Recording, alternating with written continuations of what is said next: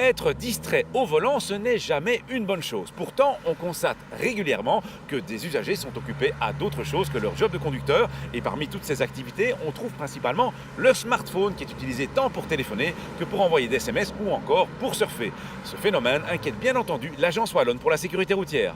Effectivement, à l'heure de l'hyperconnectivité, du multitâche, le smartphone au volant, le téléphone au volant, c'est devenu un véritable fléau. On l'a constaté dans notre dernière enquête, un conducteur sur 10 avoue qu'il téléphone, qu'il envoie des messages régulièrement et même très régulièrement. Mais quand on téléphone au volant, le risque d'accident est multiplié par 3. Si on utilise son téléphone, qu'on le manipule pour lire ou envoyer des messages, le risque est multiplié par 23. Les types de distractions au volant qui sont entraînés par le fait de téléphoner, on a la distraction physique bien entendu puisqu'on manipule son téléphone, on a les mouvements entravés, puis on a la distraction cognitive, ça c'est l'esprit qui est occupé à faire autre chose. Et donc le cerveau va compenser, il ne pourra pas mener les deux tâches en même temps, il va passer simultanément d'une tâche à l'autre, conduite, conversation téléphonique.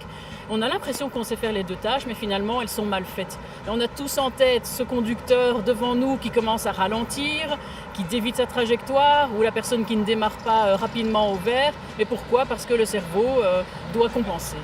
Utiliser un GSM au volant fait de vous un conducteur distrait et souvent gênant pour les autres conducteurs. Mais à quel point ? Nous avons fait un test sur simulateur pour voir dans quelle proportion vos capacités de conduire diminuaient en manipulant un smartphone dans ses différents usages. Le test a été réalisé avec 2 volontaires sur un simulateur de course. Nous avons d'abord observé nos 2 cobayes sur des tours de circuit sans être dérangés. Juliette n'a pas fait le moindre crash lors de cette séance. François, lui, a tout de même eu une quinzaine de sorties de route parce qu'il visait à faire un meilleur chrono. Par la suite, nos volontaires ont dû répondre à un appel. Allô ? Si le fait de téléphoner n'a pas eu d'incidence négative sur les chronos, et on peut le comprendre aussi par une meilleure connaissance du circuit, le nombre de crashs, lui, a augmenté clairement. Par exemple, Juliette a fait 3 sorties de route au lieu de 0 pour le test de référence, et François aussi a eu nettement plus de mal à rester sur la route. Enfin, nos cobayes ont refait une 3e fois le circuit, mais en devant gérer des messages écrits. Et là, les résultats sont nets. Tant Juliette que François ont été nettement plus lents pour réaliser le parcours, de l'ordre de 20 à 25% de temps en plus. Mais même en ralentissant, ils n'ont pu éviter de nombreuses sorties de route. François, qui cherchait davantage la performance que Juliette, semble avoir perdu pied complètement à certains moments du test. D'où ces quelques conseils de la WSR.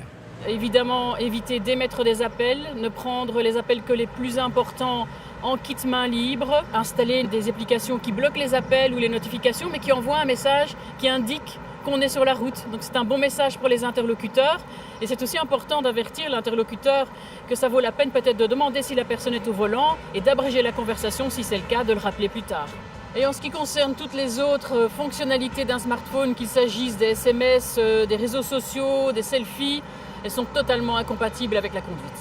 Sur simulateur et sans la présence de piétons, de cyclistes ou d'autres automobilistes, on se rend compte déjà que la perte d'habileté suite à une conversation téléphonique est déjà importante. Et quand on passe au surf, à des messages, là la mission devient carrément impossible. Et bien si c'est comme ça sur simulateur, ce sera bien pire sur la route. Quand faut-il penser à utiliser la molette graduée qui remonte le faisceau des feux de croisement ? Cette molette se règle surtout en fonction de la charge du véhicule. Plus la charge est importante à l'arrière, plus il faut abaisser les feux de manière à ne pas éblouir les autres usagers de la route. La position 0 est la position normale et correspond à un véhicule peu chargé. Et plus vous montez dans les nombres, plus le faisceau s'abaisse pour éviter d'éblouir les véhicules qui viennent d'en face. À la semaine prochaine et d'ici là, bonne route!